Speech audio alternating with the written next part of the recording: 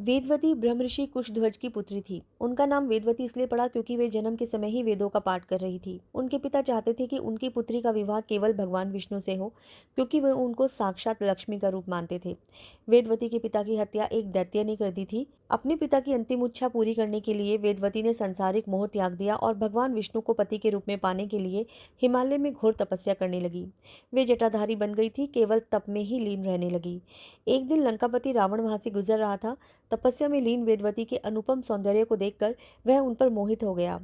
रावण ने उनके सामने विवाह का प्रस्ताव रखा और उनके तप का उपहास उड़ाया।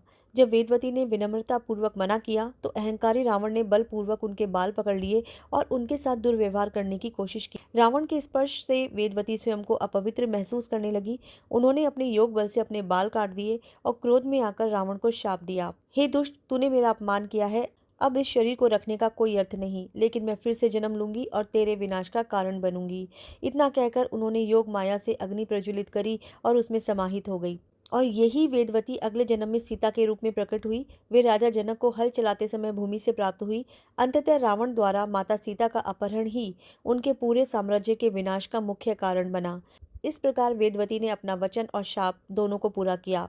कुछ पुराणों में यह भी कहा गया है कि रावण जिस सीता का अपहरण करके ले गया था, असल में वो माया सीता वेदवती की आत्मा थी। अग्निदेव ने असली सीता की रक्षा की थी और वेदवती को उनके स्थान पर भेज दिया था ताकि वे रावण से अपना बदला ले सकें।